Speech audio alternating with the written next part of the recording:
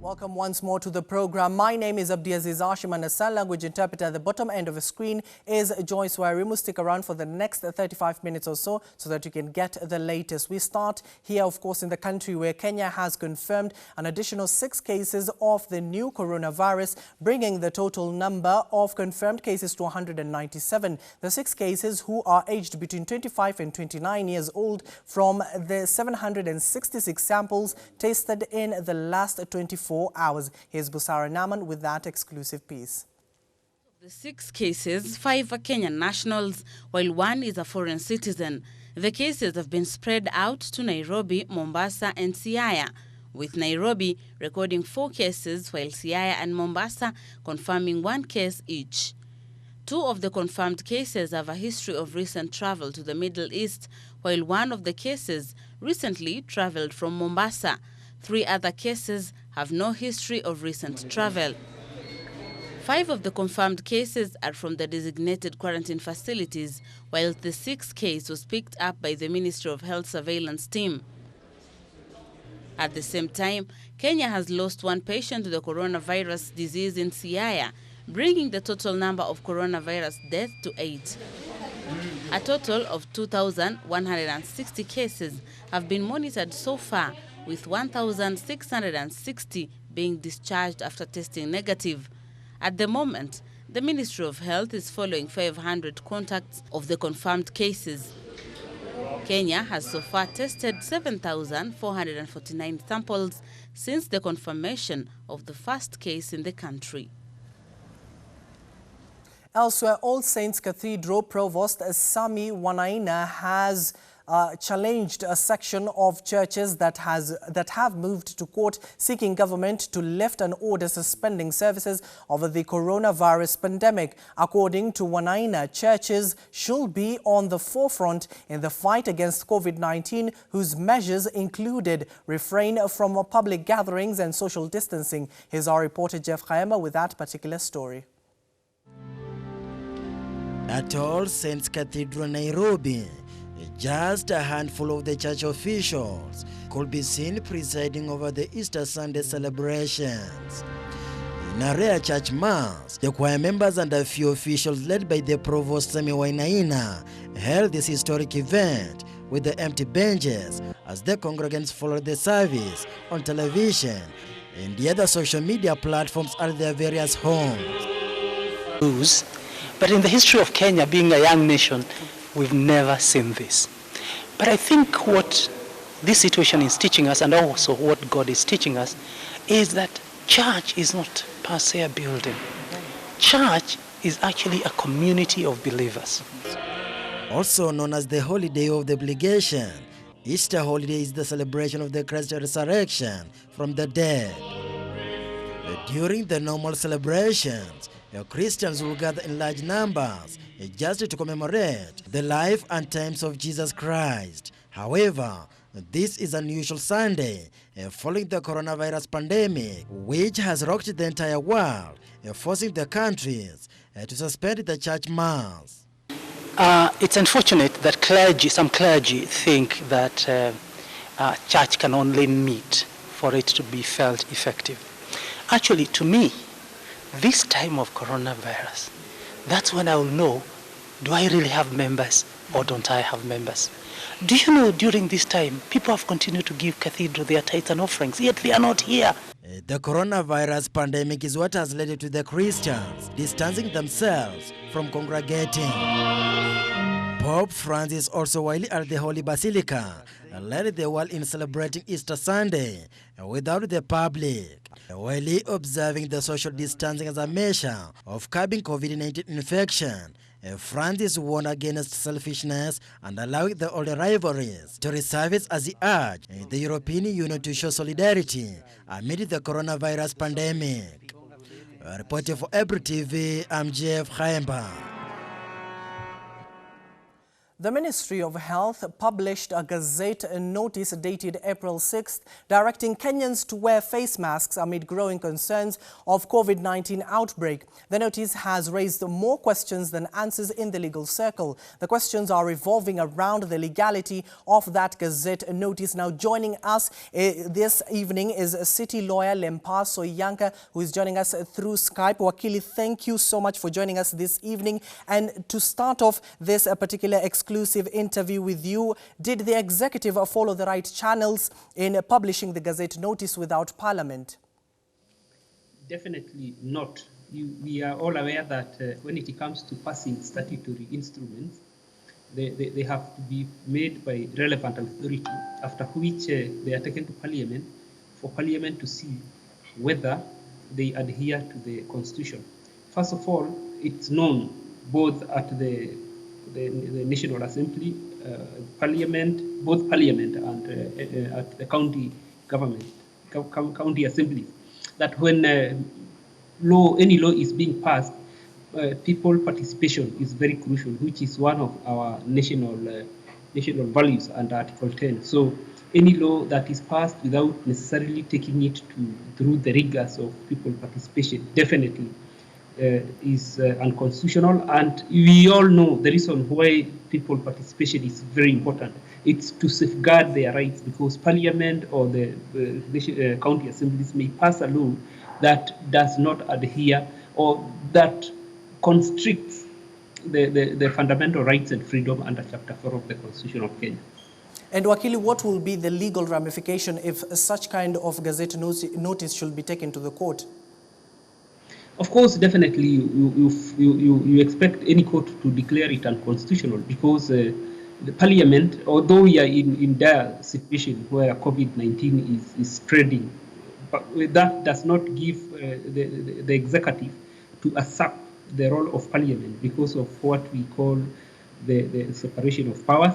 It's one of if you read the Constitution throughout, you find that separation of the architecture and the structure of our Constitution adheres to the doctrine of separation of powers. A cabinet secretary or a PS has no power to sit in his office and come up with a law, and especially a law that creates some criminal offences that carry with them penal consequences. Because obviously the executive there will have actually done contrary not only to the Constitution but to the doctrine of the separation of powers, which is known worldwide to be one of the doctrines that tries to curb the excesses of power of any one of the three arms of the government. And finally, down the road, Wakili, would you tell us that there is what you call a supremacy battle in the offing between the Parliament and the executive body? No, such a supremacy battle cannot exist, because the Constitution is very clear. The role of executive is extremely clear. The role of Parliament is extremely clear. The role of judiciary is extremely clear. So such a supremacy battle can only be misplaced, because like the executive would be fighting for what? Which battle would they be? What right or which powers would they try to safeguard? Because automatically the Constitution is in black and white. The role of Parliament is to enact laws, even where executive is allowed to enact some subsidiary law. The statutory instrument act is very clear on how such laws are supposed to be passed. It's not supposed to be through executive fiat or just bulldozing. It's supposed to be very well circumscribed. It's very well circumscribed, such that there's no way the executive would be engaged in supremacy battle in an area that it does not have powers. Neither would Parliament try to fight for supremacy in an area that the Constitution tells them that that's not your area. Yes. Okay, thank you, Wakili. Thank you for joining us this evening. Now I'll let you go and enjoy your evening. That is City Lawyer Lempaso Yanka just expounding on the legality surrounding the Gazette notice that was dated April 6th, directing Kenyans to wear face masks amid growing concerns of COVID-19 outbreak here in the country. Thank you, Wakili. Now to other news, security remains high at the borders point of Nairobi, Kilifi, Mombasa and Kwale counties following the movement containment by the government. A visit at some of the hotspots borders. Officials said they have managed to send away some Kenyans flouting the orders. Our reporter Jeff Khaemba is back with that particular report. This is the Nairobi-Mombasa highway near Daystar University at Athi River, the border between Nairobi Metropolitan Services and the county government of Machakos. The tight security is evident at all corners under both the regular and the General Service Unit GSC officers for 24 hours, just to make sure no Kenyan flouts the cessation order issued by President Uhuru Kenyatta as a way of combating the spread of the coronavirus. Tulikuwa tunajua, we anticipating kwamba Wakenya vile wamekuwa vichwa ngumu iko wenye walitoroka either in or out of the city. That is why to tighten the procedure. But so far so good. Hatujapata major challenges. Besides the presence of the security officers, health officials are also deployed here just to carry out the temperature surveillance. We are checking people who are coming from other places down, as far as Mombasa, as far as other counties along the road. We have Makueni, we have Taita, we have all those places. So as you go in, this side we are checking whether you could be having some issues. Mainly we are screening on temperature, whether you could be running a fever. So that is a telltale signs that something could be wrong. Not only corona, but other issues also, yes. Each and every vehicle driver coming from either side has to undergo the mandatory checkup. When we find that you have a high fever, abnormally high, we'll have to sit you and take details and exactly evaluate you and know what it is after midday. So since morning, the one who has just left the shift has gotten 2 people. Yeah. Well, it is rigorous, eh? It is draining. Of course, we have our health workers fully here in shifts. Earlier on, hundreds of the passengers and motorists spent the night in the cold at this point after they were barred from entering or leaving Nairobi County as the police enforced the cessation. But according to Dickens Jogo, the head of the Embakasi GSU training says so far the Kenyans have embraced the order. Tunapata iko watu wengine who are not authorized, but we are forcing them to go back. So ile kitu ningetaka kueleza Wakenya ni kwamba mahali wako, it is good to obey the law. This fight is not for the president, it is neither for the police. It is for all of us. Ile gari tunakubalia iko na hiyo mtu anajitambulisha, hako na barua, then tunaangalia hiyo jina imeandikwa, anatupea kitambulisho. Kama ni daktari anasema mimi ni daktari ya mahali fulani, this is my work ID. Then tunaangalia the national ID if they tally. If they don't, then we cannot risk. Vehicles only allowed to go beyond this point are those carrying essential services. Makueni, member of parliament Dan Manzo, while he coming from Nairobi County to his constituency, arrives, while he driving himself, carrying sanitizers for his people. Kwa hivi sasa naelekea upande wa Makueni constituency, na jambo kubwa ambalo limefanya niende Makueni, kwanza nilipimwa nikapatikana sina virusi za corona pale tulipokuwa tukipimiwa bunge. Ya pili, sanitizer hasa kwa watu wa motorbikes na watu wa matatu. Hakuna Makueni, ile ilifika pale, mimi nashauriana na commissioner wetu, ilikuwa cartons kidogo sana, hata ingetosha maafisa wa polisi peke yake ambao wako kule, na unajua maafisa wa polisi wanatangamana na watu kila siku.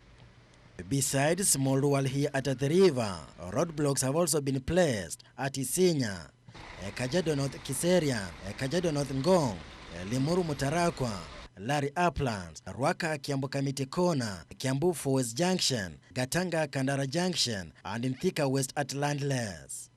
It is the 6th day after the government contained the movement of the counties of Nairobi, Kilifi, Kwale and Mombasa with an intent of actually curbing the spread of the deadly coronavirus in the country. At all the borders of the affected counties, security has been beefed up at all the corners. Reporting for Ebru TV, I'm Jeff Khaemba.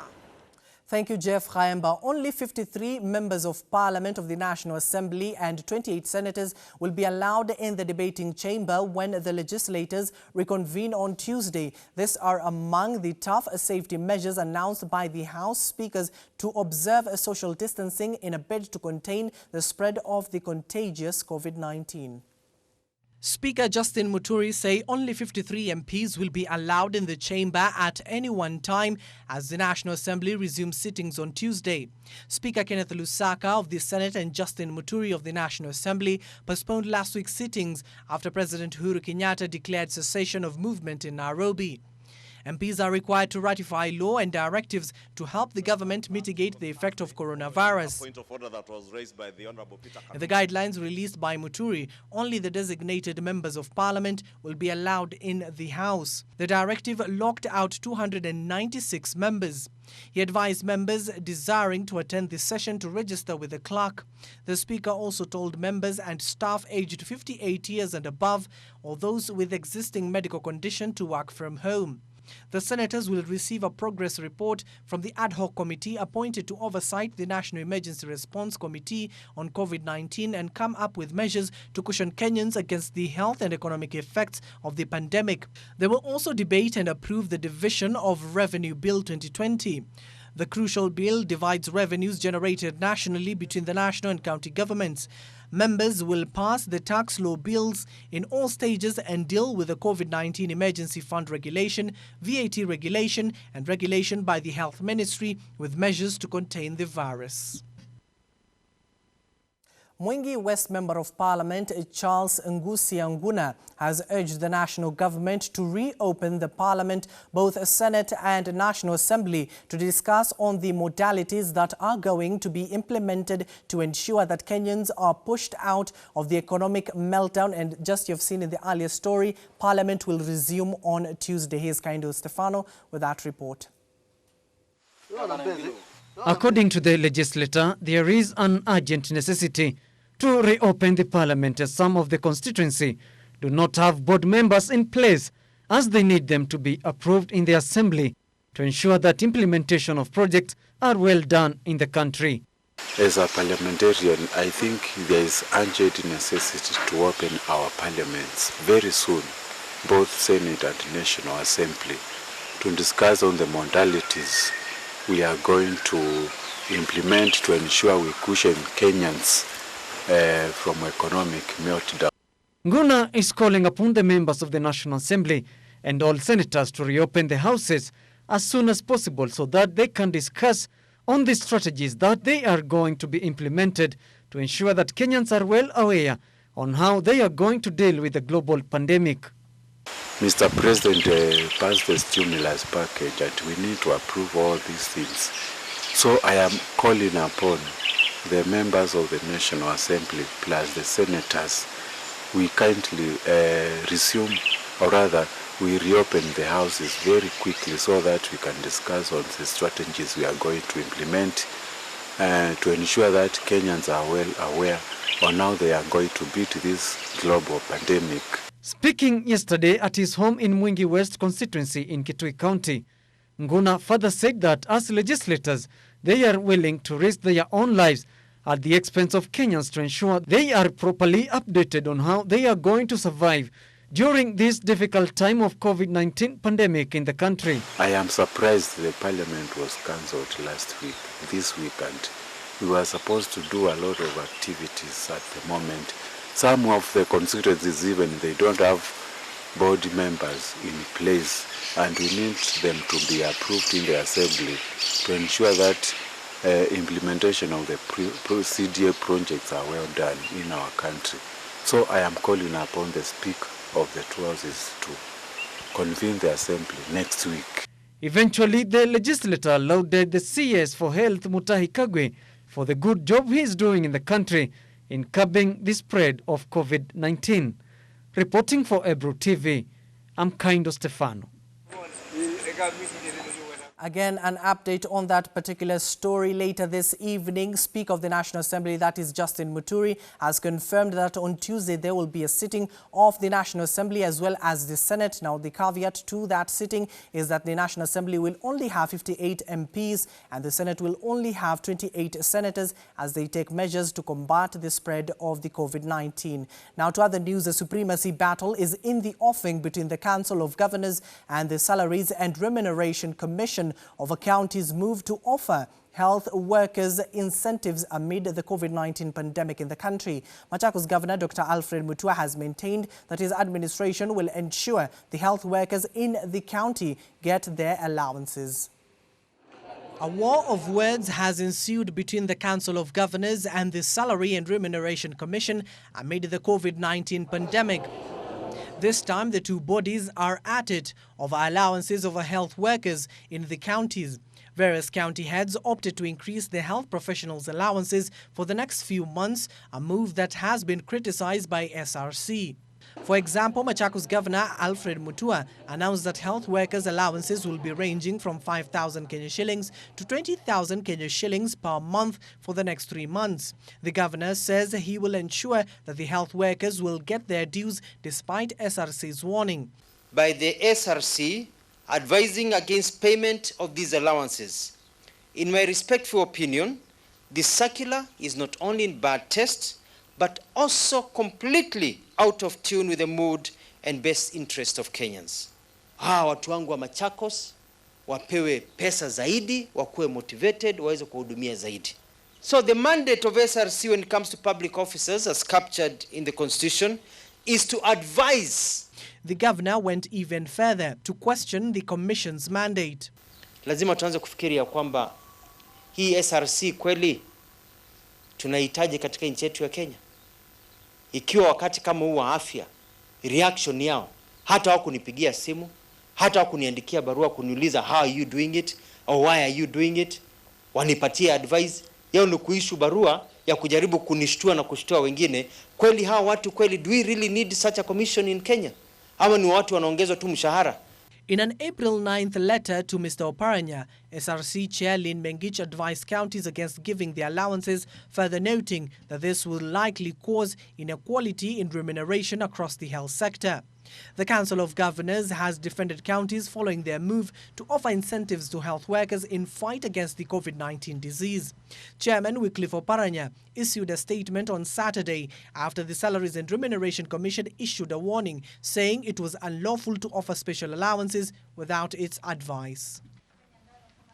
Now, passengers are being screened at different roadblocks to curb the spread of COVID-19 in the country. This comes even as the cases of COVID-19 has risen to 197. Kaindo Stefano with more.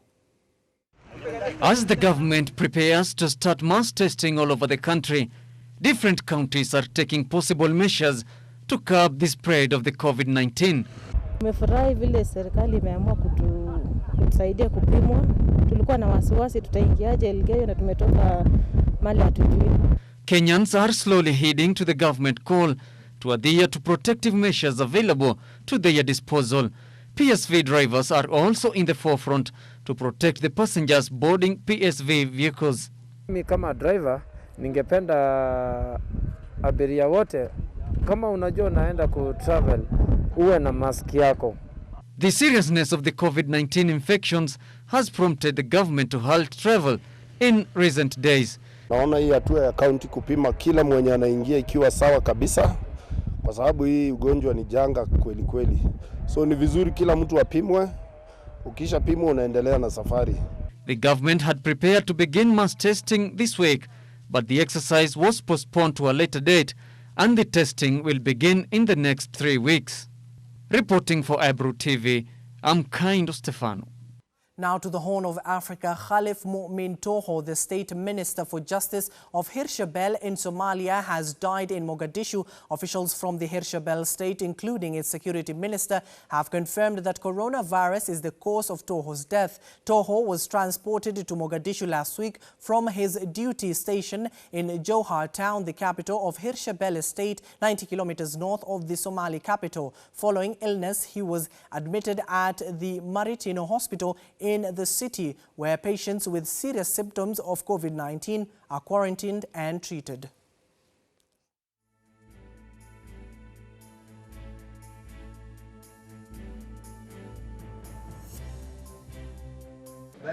To the States now, coronavirus cases in the United States doubled this week. According to the Center for Disease Control, CDC, more than 500,000 Americans have COVID-19, but some say life will never be the same, even for those who will not contract the virus. You have probably already noticed the split. There are those who are sick. I went to get up and I just collapsed on the floor because I was so sick. Like my body just couldn't move. And there are those who do not have the coronavirus. There are those who are teleworking and getting paid. And there are those who are out of work. It's just a scary, another scary aspect of this whole thing. It's just shutting too much down. In Arkansas, hundreds of residents lined up at an unemployment office when online applications failed. I'm 62, don't know a lot about the computer. In Florida, there are lines at a drive-through unemployment office. This is 10 times worse than we've seen in a generation. About 1 in 10 U.S. workers lost their jobs in the past 3 weeks. The $2 trillion stimulus package will help the unemployed, but Ben Harris of Northwestern University says benefits are not immediately available. In practice, states are not set up to actually deliver them. So the fact that the federal government said in the legislation, look, our intention is for you to actually get the money if you're self-employed or a gig worker, in practice, those people are going to have to wait hopefully just a few more weeks, but maybe much longer to get their benefits. They're going to pay a price. In Cook County, which includes Chicago, a disproportionate number of African Americans are coronavirus patients, a rate 3 times higher than that of white patients. Business experts predict sickness leads to unemployment, especially for lower income workers, which leads to bankruptcies, businesses and personal. Even if we were told to go back to work tomorrow, I mean, the average working family, is only a couple of weeks away from not being able to pay bills. Analysts predict 2 populations are emerging in the coronavirus pandemic, some struggling to eat and to get medical care. We have a lot of stuff in our fridge. Others discussing dinner or takeout, while the children finish online learning. Carolyn Pursuti, VOA News. Now to the world of sport, and we start with some sad news. Motorsport great Starling Morse has died aged 90 following a long illness. The British driver's wife announced although Morse never won the Formula One title, he finished runners-up 4 times and third 3 times. Morse passing was the result of a chest infection that he caught in Singapore in December 2016 that saw him retire from public appearances live. There is no suggestion that his death was linked to the coronavirus. In an era where it was common for drivers to race in different disciplines, a 14-year-old career that started in 1948 saw Morse win 212 of 529 races entered, including 1955 Mile Miglia, where he set the course record in the 1,000-mile event, which took place on public roads in Italy.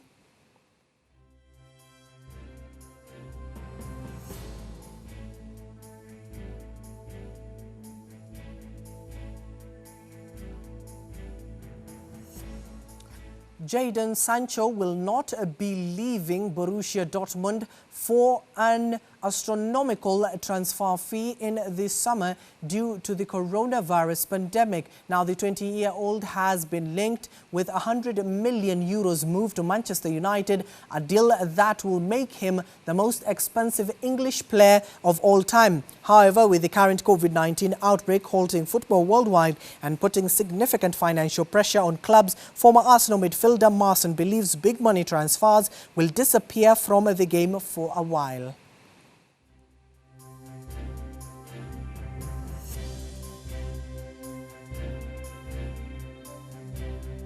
34 minutes past the hour. That brings us to the end of our bulletin this evening on Ebru Primetime News on the 12th of April 2020. Surely do join us tomorrow in our New Day team as they prepare to tell you more about this surging pandemic that continues to dog many parts of the country.